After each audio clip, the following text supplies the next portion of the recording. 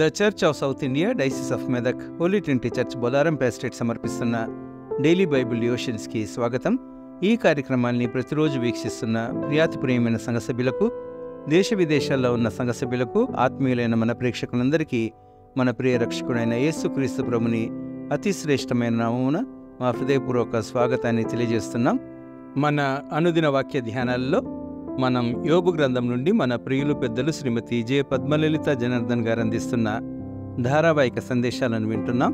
ఈనాటి మన కార్యక్రమంలో యోబు గ్రంథం 4వ అధ్యాయంలోని Eliphaz first response to Job, యోబుతో ఎలిఫజు మొదటి పలకరింపు అనే అంశంపై దైవ ధ్యానాన్ని విందాం. సందేశానికి అనుబంధంగా ఈ గీతం. నీ పలకరింపులో ఓదార్పు ఉన్నది యేసయ్యా, యేసయ్యా.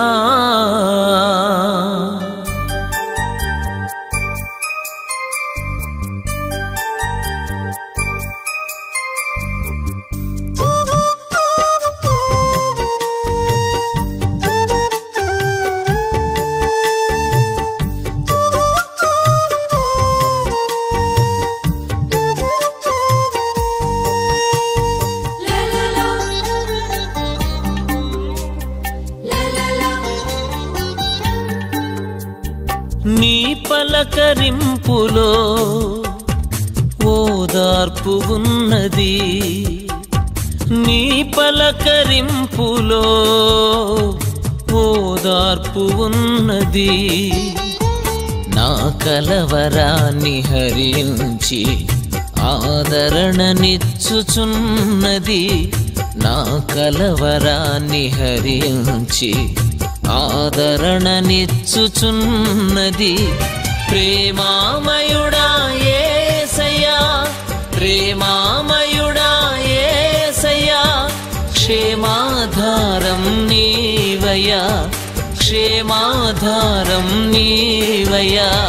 నీ పలకరింపులో ఓదార్పు ఉన్నది, నీ పలకరింపులో ఓదార్పు ఉన్నది.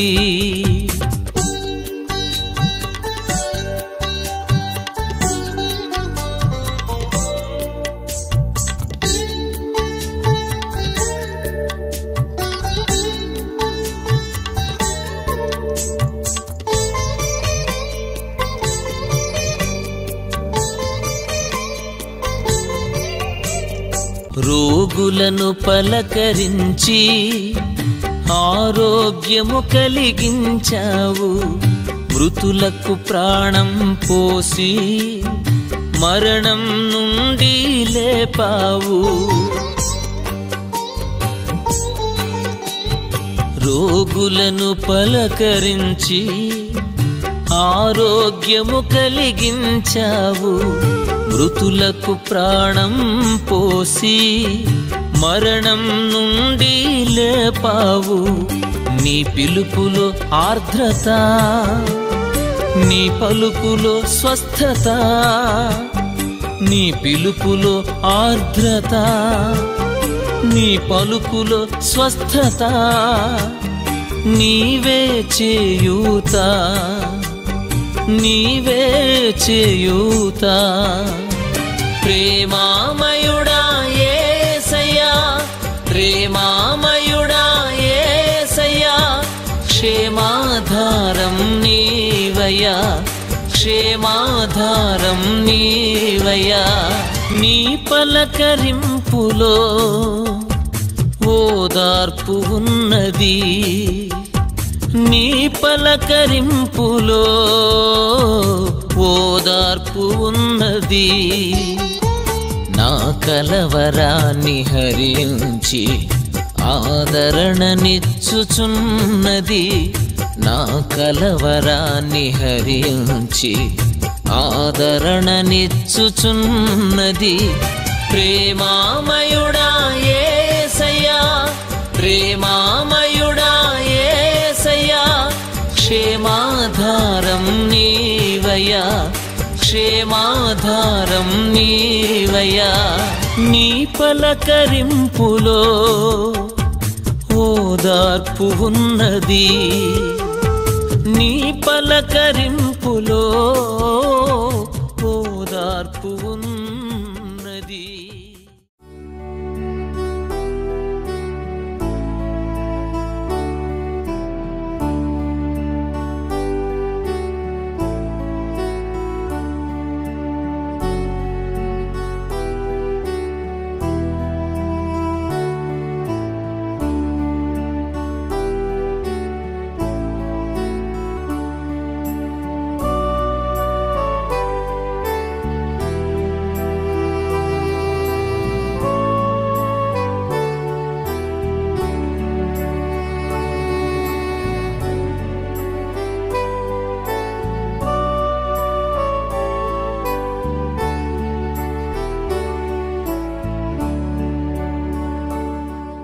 అనుదిన దైవధ్యానానికి స్వాగతం. యేసుక్రీస్తు పరిశుద్ధ నామములో మీకు శుభములు కలుగును గాక.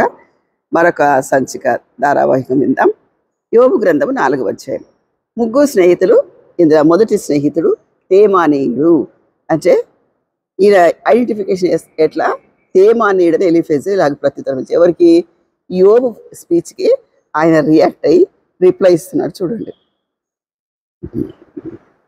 ఎవడైనా ఈ సంగతి ఎత్తి నీతో మాట్లాడిన కదా నీకు వ్యసనం కలుగునా? అయితే వాదింపక ఎవడు ఊరుకొనగలడు? అనేకులకు నీవు బుద్ధి నేర్పిన వాడవు, బలహీనమైన చేతులను బలపరిచిన వాడవు. నీ మాటలు తొట్టిల్లు వారిని ఆదుకొని ఉండను, కృంగిపోయిన మోకాలు గల వారిని నీవు బలపరిచితివి. అయితే ఇప్పుడు శ్రమ నీకు కలగగా నీవు దుఃఖాక్రాంతుడవైతివి. చూసారండి ఎలా మాట్లాడుతున్నాడు? 5 నుంచి 6 వచనాలు. అయితే ఇప్పుడు శ్రమ నీకు కలగగా నీవు దుఃఖాక్రాంతుడవైతివి, అది నీకు తగలగా నీవు కలవరపడుతున్నావు. నీ భక్తి నీకు ధైర్యం పుట్టింపదా? నీ యథార్థ ప్రవర్తన నీ నిరీక్షణకు ఆధారం కాదా? జ్ఞాపకం చేసుకునము, నిరపరాధివైన ఒకడు ఎప్పుడైనా నశించెనా? ఇది ఎలీఫెజ్ కౌంటర్ అండి. ఎలీఫెజ్ కౌంటర్ అంటే ముగ్గురు స్నేహితులు వచ్చారు. 7 రోజులు మౌనంగా ఉన్నారు, ఏం మాట్లాడకుండా. ఆయన పరిస్థితి చూసి ఆయనను సంధించడానికి, ఆయనతో మాట్లాడడానికి తెగింపలేదండి వాళ్ళు.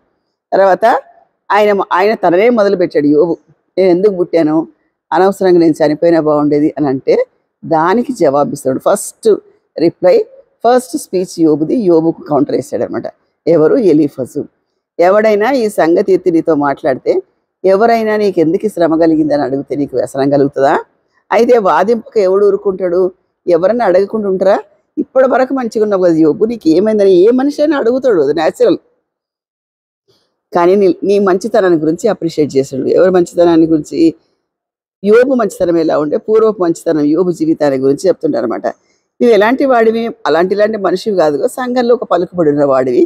నీ మాటలు ఎలాంటివి ఉంటాయంటే, ఎంత మంచి మనిషివి అంటే నువ్వు బలహీనమైన చేతులను బలపరిచినాడు. ఎవరికైనా బలహీనమైన చేతులు అంటే ఆర్థికంగా సహాయం చేశాడా, ఫిజికల్గా సహాయం చేశాడా తెలియదు, కానీ సహాయం చేసే లక్షణం ఉన్నవాడు.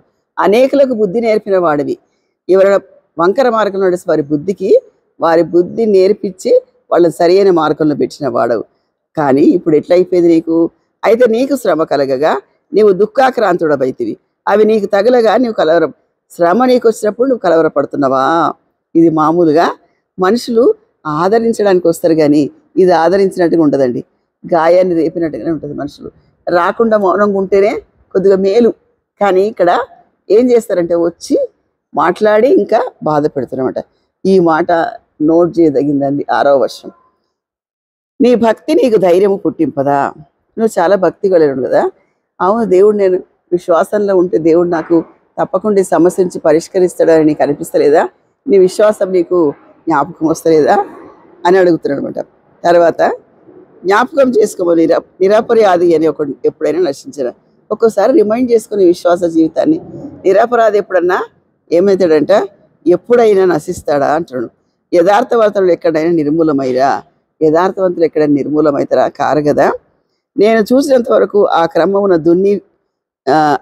అక్రమమును దున్ని కీడును విత్తువారే దానిని కోయిదు. ఈయన ఒకలాగా నిందిస్తున్నాడండి. అక్రమం చేసేవాళ్ళకి ఇలాంటివి వస్తాయి అని ఆయనను కూడా కోవాలని చెప్తున్నాడు. నేను చూసినంత వరకు అంట ఆయన కోపాగ్ని శ్వాసం వలన వరలేకపోదురు. దేవుడు కోపగిస్తే మనుషులు ఉండరు. ఇలా అంతా బయటకు చెప్పి ఆయనను నిందించాడండి. అంటే స్నేహితులు వచ్చి దేనికి వచ్చారు?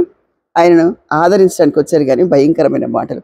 నాకు ఒక మాట రహస్యంగా తెలుపబడను, నా చెవిలో ఒకడు గుసగుసలాడినట్టుగా అది నాకు తెలపడదు. గాఢ నిద్ర మనుషులకు వచ్చు సమయమున రాత్రి కలల వలన పుట్టు తలంపుల్లో అది కలిగను. భయమును వణకును నాకు కలిగను, అందువలన నా ఎముకలన్నీ కలిగాను. దేవుడు ఒకసారి నాకు ఎలాంటి ఆలోచన ఇచ్చిందంటే, నాకు ఒకటి జ్ఞాపకం చేశాడు దేవుడు. ఏంటంట, ఒకరి శ్వాసము నా ముఖమును కొట్టగా నా శరీరము రోమం పులకలించాను. అది నిలువపడగా దాని రూపమును నాకు గుర్తుపట్టలేకపోతుంది. ఒక రూపం నా దగ్గర కనబడ్డదని చెప్తున్నాడు. చూడండి, దేవుని సన్నిధిని మర్త్యులు నీతిమంతులగుదురా, తాము సృజించిన వాని సన్నిధిని నరుడు పవిత్రులగుదురా. ఆయన తన అన్ని ప్రశ్నలు అడుగుతున్నమాట. ఆయన మనసులో ఏవేవి ఉన్నాయో, ఏవి నష్టం చేసాయో, ఏవి కీడు తెచ్చాయో, ఏవి శ్రమ తెచ్చాయో, ఇవన్నీ కారణాలు కావచ్చు. దేవుడైతే అన్యాయస్తుడు కాదు కదా. యథార్థవాళ్ళని ఇప్పుడు ఆయన నిర్మూలన చేస్తాడా దేవుడు?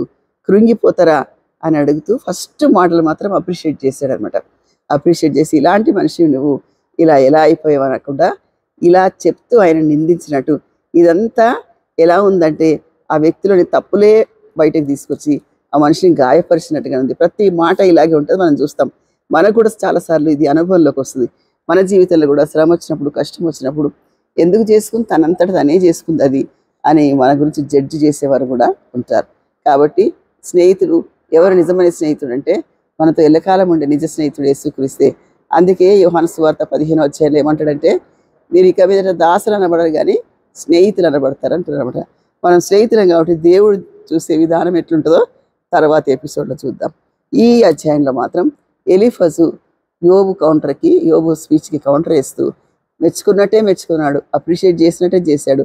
తిరిగి ఏదో అనుమానంతో ఏదో తప్పు చేశావు కాబట్టి ఇలాంటి శ్రమ వచ్చింది అని నిర్ధారణకు వచ్చి ఆ మాటలతో గాయపరిచాడు.